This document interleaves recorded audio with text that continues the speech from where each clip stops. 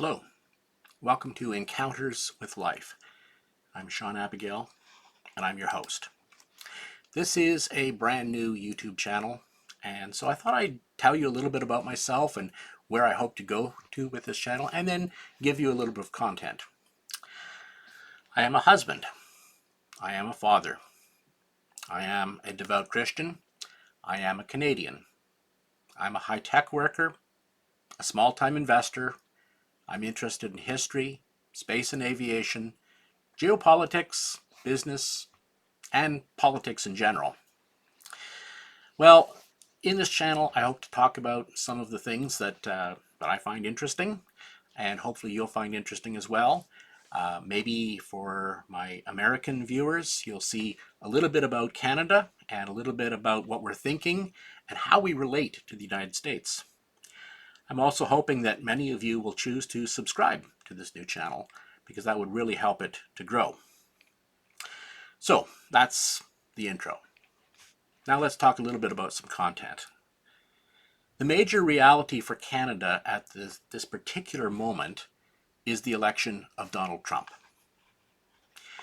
One of the biggest challenges that we are going to face will be to our defense budget. Currently, it's at about 1.3% of our GDP. As a NATO country, we made a commitment to bring that to 2.0 of our GDP. We swore up and down, yes, we will do it, yes, we will do it. Subsequent governments have sworn up and down, yes, we will do it, yes, we will do it, and we're not even close.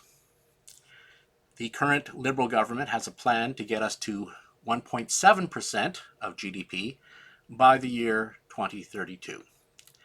But ask yourself, if Donald Trump is pushing hard to get us to 2% immediately, do you think 1.7% 8 years from now is going to make him happy? Probably not. And if he's unhappy, we're going to be unhappy. Now, going into all of this, talking about spending 2%, we need to understand that socially speaking, we're not going to be able to simply add 100,000 soldiers, sailors, and airmen to our military. In the United States, they have a social culture where many young people, young men, but young women as well, after high school will sign up for a hitch in the military, serve 3 or 4 years, and then go on with their life. And that's great. Canada does not have that sort of culture.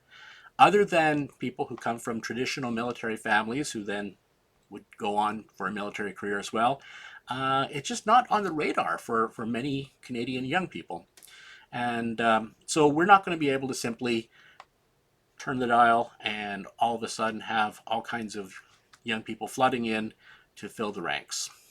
Also, right now we've got a big problem in that we cannot bring in people fast enough. We cannot process them, train them, and so on. We simply are lacking in that, and that's something that our new Chief of Defense Staff is going to have to sort out. But if we're going to spend money, we have to spend it wisely. It's not just a matter of Donald Trump said 2%, so we'll spend money on anything and just throw money out the door. It's got to be spent wisely. And I think, this is my thought, and let me know what you think, I think Canada's contribution should be in the area of preparing for a long conflict.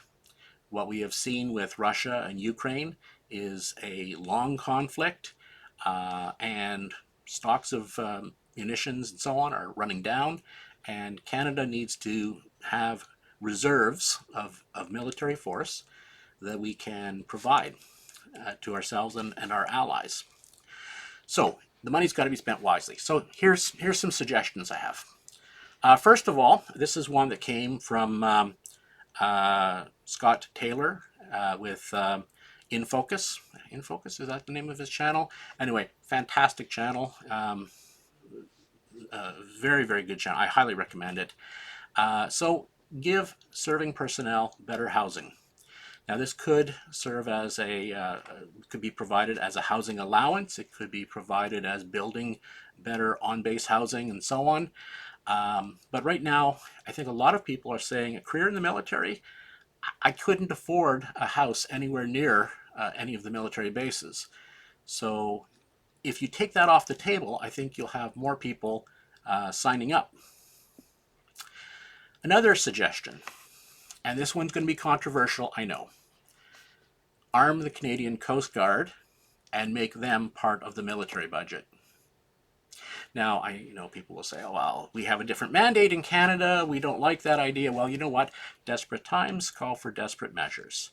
And right now, we can flip the switch and have an extra $2 billion per year, which is spent on the Canadian Coast Guard, moved into the bucket of military spending. And it's completely legitimate.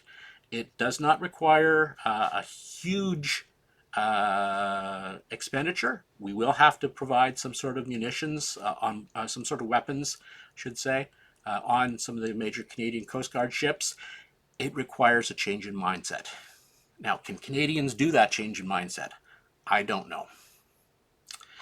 Another possible thing is to stock up on munitions. So, for instance, 155 millimeter artillery shells are in great demand worldwide. Ukraine has gone through a lot of them.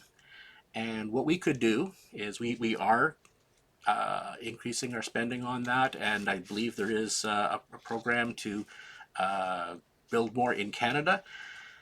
But if Canada was to say, all right, we're going to purchase 1 million 155 millimeter artillery shells, 1 million per year for the next 7 years, I think a number of companies would step up and would build the factories needed to build these in Canada.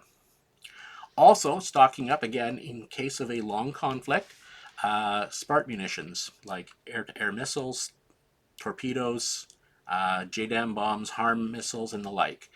So the danger is in a long conflict, you run out of these very expensive, very capable weapons.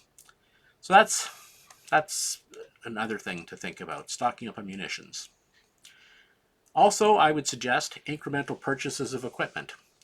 We are in the process of purchasing 88 of the F-35A fighters. Well, why not make it an even 100? And you know what? We don't need more pilots to fly those extra aircraft. What we can do is we can have the existing pilots flying a larger fleet, and the fleet will last longer. But those planes will be available in case of a conflict. Also, we are in the process of purchasing 14 of the Boeing P-8A Poseidon patrol and anti-submarine warfare aircraft with options for 2 more. Well, why not announce that we are picking up the options and we are placing a firm order for 2 more? Then there's new purchases. We have 17 of the C-130J Hercules transports. We also have 12 of the old C-130H transports. Well, let's announce that we're replacing the old C-130Hs with brand new C-130Js. We have 12 of the old Kingston-class maritime coastal defense vessels. The oldest of these is 28 years old. Let's put in place a program to rapidly replace them with some off-the-shelf model of an equivalent boat. Equivalent ship, I should say. They're not submarines, they're not boats. On top of all of this, I would say the Canadian Prime Minister needs to give Donald Trump a political win. Show up in Washington for a meeting with the President and announce he has come with his checkbook. I know, it's a humbling thing, but that is what is needed. Well, that's what I think on this one particular issue, but what do you think? Please let me know in the comments. If you've liked my content, if you think my channel has potential, please like and subscribe. This is my side gig, and I need to get to a certain number of subscriptions and monthly views before it really becomes material, before it really has an impact. Thanks very much. I hope you've enjoyed this encounter with life.